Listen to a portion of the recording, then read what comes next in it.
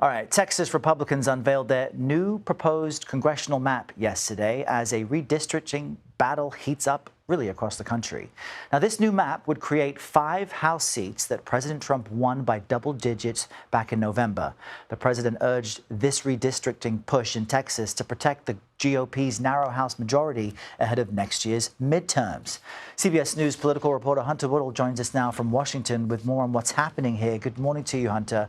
So what is the president's strategy, I guess, to get more seats, but could that backfire?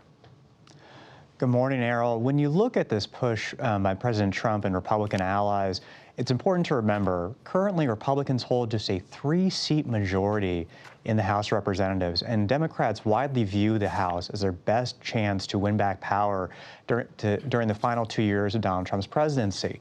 So given this potential redraw in Texas that could, flip 5 blue Democratic seats to Republican control, that could very much help Republicans' chances at keeping the House in next year's midterms. But there's nothing to say that some of these seats, as I've talked to some Democrats about, could actually be competitive for Democrats. There's no guarantee that all 5 of these could actually flip to GOP control if this map is eventually what passes. And a natural question is, what can Democrats do? We know House Minority Leader Hakeem Jeffries is meeting with Democrats in Texas today. What might his messaging be? And that is the notable thing here. Democrats are fairly limited in what they can do in Texas. Like you said, Democratic leader Jeffries is in Texas. He is very much, raising the alarm about what he sees in Texas, what is happening, as well as many of the Democratic allies that are looking for Democrats to win back the House in 2026. But Texas, again, is not a place where they can really do much to stop this. What they can do, and what you're already seeing, is potential repercussions in states like California, where Democrats are in control, and they're talking about potentially redrawing maps in California and taking Republican seats and trying to make them more winnable for Democrats. But again, this is difficult. California is a more difficult proposition to change seats than what's happening in Texas right now. And as this back and forth goes on, there's nothing to say that some of this could get immersed in court challenges and really become a problem for the next year.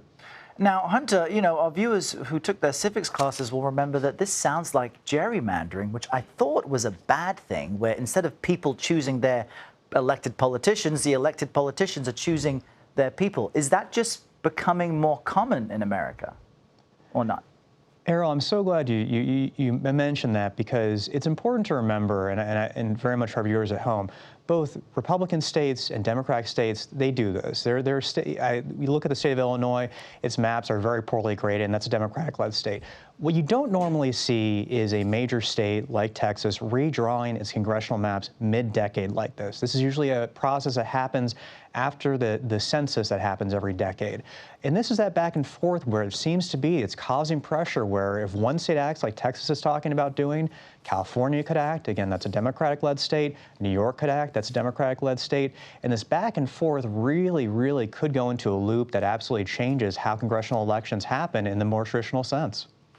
All right, Hunter Woodall, an important thing for all of our viewers to keep track of. We appreciate you giving us a bit of insight on that. Thanks very much.